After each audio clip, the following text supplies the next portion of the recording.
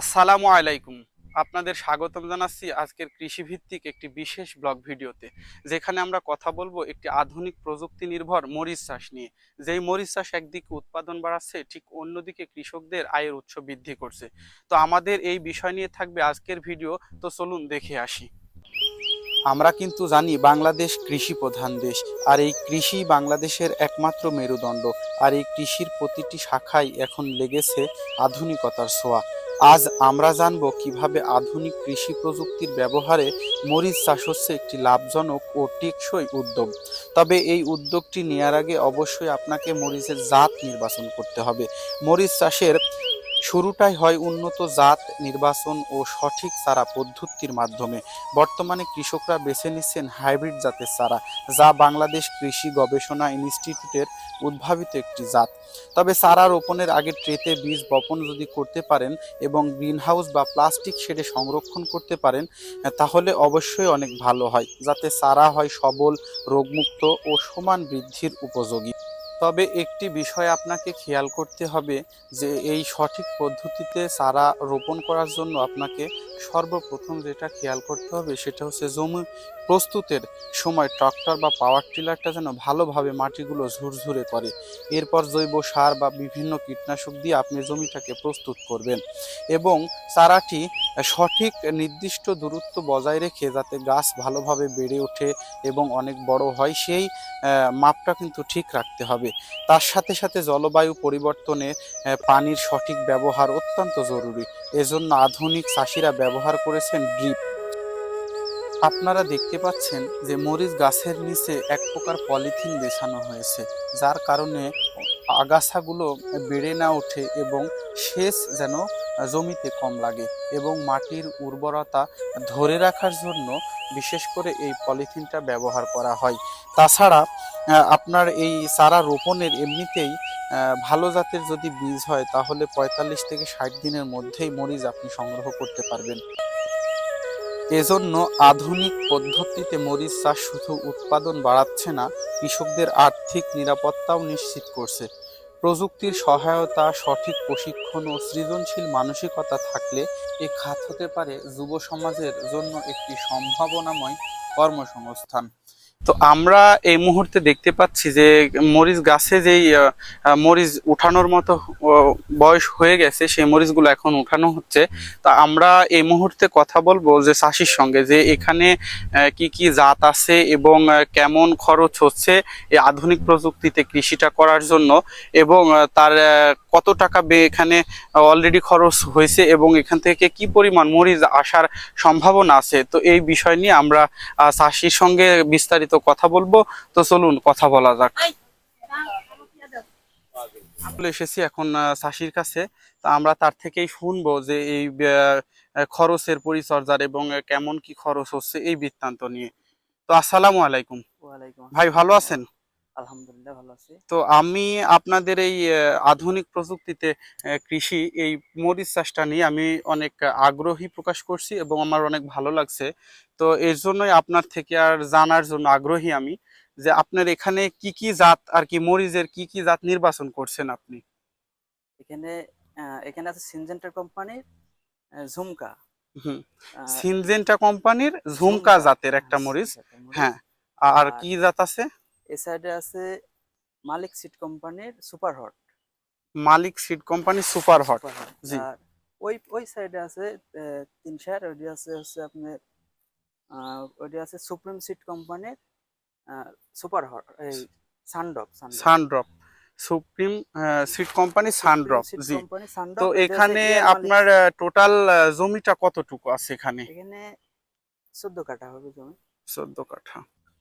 তো এখানে মোট 14 কাঠা জমি আছে, এখানে মোট আপনি কতটা চারা রোপণ করছেন আর কি? এখানে 2500 চারা আছে।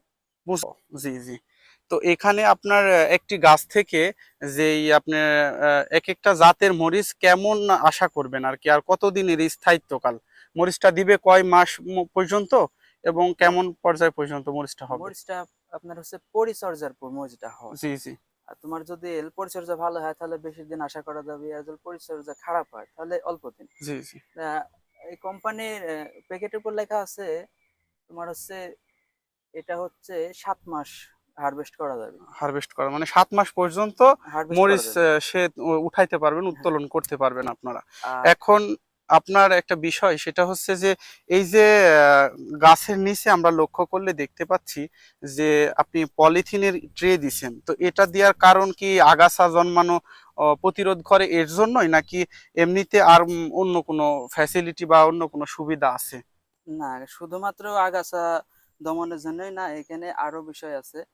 এই মাটির আর্দ্রতা ধরে রাখার জন্য এই পলিথিন পেপার ব্যবহার করা। জি জি জি আর হচ্ছে সেচ কম লাগবে, এক ঘাস কম কম হবে, তারপরে রোগমুক্ত গাছ হবে। যেরকম আপনার হচ্ছে এই যে এই পলিথিনটা দুইটি কালার আছে, জি সিলভার কালার আর নিচে আছে ব্ল্যাক মানে কালো কালার। জি জি এই সিলভার কালারের একটা কাজ হচ্ছে, মাইট লাগে না, মাইট, মাকড়। জি জি মাকড় হচ্ছে অন্ধকারে থাকতে ভালোবাসে। জি জি আর হচ্ছে এই মাকড়টা যখন এই সূর্যের আলো এই যে পলিথিনের উপর পড়ে, তো জি এই পলিথিনের উপর পড়া এই আলোটা আবার ঘুরি প্রতিধ্বনির মতন উপরে উঠে আসে আলোটা। হ্যাঁ হ্যাঁ, আর ওই আলো লাগলে তখন এই মাইট লাগে না গাছে, মানে মাকড়টা লাগতে পারে না, লাগতে যার পারে না। কারণে আপনি সিলভার কালার পলিথিন তো এখানে দিয়েছেন। হ্যাঁ। ও তো ঠিক আছে, ধন্যবাদ। এবং আরেকটি বিষয় সেটা হচ্ছে যে আপনার এখানে কত টাকায় 14 কাঠা জমিতে যে আপনি মরিচ চাষ করছেন, তো এই আধুনিক কৃষি প্রযুক্তিতে মরিচ চাষটাতে আপনার কেমন টাকায় এই পর্যন্ত খরচ হয়েছে? 14 কাঠাত আমার খরচ হয়েছে 40,000-এর উপর। 40,000 হ্যাঁ, টাকা ইতিমধ্যে খরচ হয়েছে। তো খরচ আমি হয়েছে। দেখতে পাচ্ছি যে অনেক গাছে এখন ফুল, তো এবং কিছু কিছু বেশ কিছু গাছে মরিচও দেখা যাচ্ছে। তো সেই ক্ষেত্রে এখানে আপনি আর কতদিন গেলে পূর্ণ আকারে এই টোটাল জমিতে আপনি মরিচ উত্তোলন করতে পারবেন? আসলে বাজার যদি ভালো থাকে তাহলে অল্প দিনে আমার টাকাটা উঠে আসবে। জি জি এখন যে বাজার আছে 60 টাকা 65 টাকা বাজার, এই বাজার যদি 1 মাস থাকে তাহলে ইনশাল্লাহ 1 মাসে আমার টাকা উঠে আসবে। জি আর জি যদি লেসেন ডবল দাম হয়, ধরেন 100 টাকা হলো, তাহলে হচ্ছে 15 দিনে টাকা উঠে আসবে। এরকম একটা আইডিয়া আছে। জি জি তো আপনাকে অনেক অসংখ্য ধন্যবাদ। এবং আরেকটি বিষয় সেটা হচ্ছে এই প্রযুক্তিতে মরিচ চাষটা আপনি যে করছেন এটা দেখে যখন অনেকে আগ্রহী হবে, তো আপনি তাদেরকে কি আসলে এইভাবে মরিচ চাষ করার জন্য আগ্রহী প্রকাশ করতে চাচ্ছেন বা ও বলতে চাচ্ছেন? কৃষক আমাকে ডাকে মাঠে, আমি দেখি, তারপরে আমি কৃষি অফিসারে ডাইকে আসি, রোগ কি রোগ হয়েছে মানে এটা আমি। রোগটা নির্ণয় করেন হ্যাঁ। আসলে কি রোগ হয়েছে। তো আসলে এখানে কীটনাশক কি কি কীটনাশক কি ব্যবহার করেন আপনি? দেখা যাচ্ছে যে যেমন মাকড়ের জন্য আপনি পলিথিন ব্যবহার করছেন, এবং ওষুধটা আপনার কতদিন পর পর এই জাতের জন্য দেয়া লাগে? আসলে সবজি আবাদে প্রতিদিন অন্তত 2 বার করে সবজি আবাদে বেড়াতে হয়। একটা কৃষক না বেড়ালে তাহলে এই অসুখ প্রতিরোধ করা যাবে লিকো। আর প্রত্যেকদিন এসে দেখতে হবে যে আমার গাছের কি সমস্যা, আমার গাছটা কি পোকা লাগিয়েছে, এটি নিজের মেমোরির ভিতর নিতে হবে। ধরেন এখানে আছে থিপস আছে, এই থিপসটা এই নিচে পাতার নিচে লাগে, ছোট ছোট পোকা সবার চোখে ধরে না। এই পোকার জন্য ধরেন ইয়াতে আপনার হচ্ছে মোভেন্টো, আপনার অবিরন দিই, তারপরে আরো মাকড়নাশক দিই। আরো হচ্ছে ভালো ভালো কোম্পানির ওষুধ আছে ওগুলো। তো ঠিক আছে, আপনাদেরকে আপনার মূল্যবান সময় দেওয়ার জন্য ধন্যবাদ। এবং আমি আপনার যে এখন মরিচ উত্তোলন করছেন, তো মরিচটা আর কি আমি একটু দেখতে চাচ্ছিলাম যে আপনারা যদি আমাদেরকে একটু দেখান, তাহলে আমি আর কি মরিচটা আপনার দেখাইতাম আর কি আমাদের দর্শক ভিউয়ার্সদের। আচ্ছা, ঠিক আছে।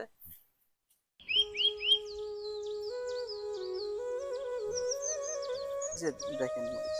এই তো আপনারা দেখতে পাচ্ছেন যে কত সুন্দর এবং কত বড় বড় মরিচ হয়েছে। এবং তারা মরিচ এখন উত্তোলন করছে বাজারজাত করার জন্য। কিছু কিছু গাছে অলরেডি মরিচ আসছে, যার যার কারণে তারা বাজারজাত করবে। আপনারা এই যে মরিচগুলা দেখতে পাচ্ছেন, অনেক সুন্দর এবং তরতাজা গ্রামীণ পরিবেশের একদম মাঠের মধ্যে মরিচগুলা করা হচ্ছে। এবং এক একটা মরিচ আনুমানিক আপনার 4 ইঞ্চির মতো। এখানে হয়তো ভিডিওতে ছোট মনে হচ্ছে, কিন্তু অনেক বড় কিন্তু মরিচগুলা। তো আপনারা এই মরিচগুলা নিঃসন্দেহে আপনি করতে পারেন, এবং কৃষকের কাছে এই পর্যাপ্ত আকারের আপনার এই জাতের চারা আছে, আপনারা চাইলে সংগ্রহ করতে পারেন এবং আপনারা আধুনিক প্রযুক্তিতে মরিচ করতে পারেন। এবং আপনারা আরও কিছু পরামর্শ চাইলে অবশ্যই ভিডিওতে কমেন্ট করবেন এবং নাম্বার দেওয়া থাকবে, আপনারা যোগাযোগ করতে পারবেন। তো এই ছিল আমাদের আজকের আধুনিক কৃষি প্রযুক্তির আলোকে মরিচ চাষের এক বাস্তব চিত্র। আপনি যদি কৃষি বা উদ্যোক্তা হওয়ার স্বপ্ন দেখেন, তাহলে মরিচ চাষ হতে পারে আপনার পরবর্তী পদক্ষেপ। ভিডিওটি ভালো লাগলে লাইক, কমেন্ট ও শেয়ার করতে ভুলবেন না। দেখা হবে পরবর্তী ভিডিওতে। আল্লাহ হাফেজ।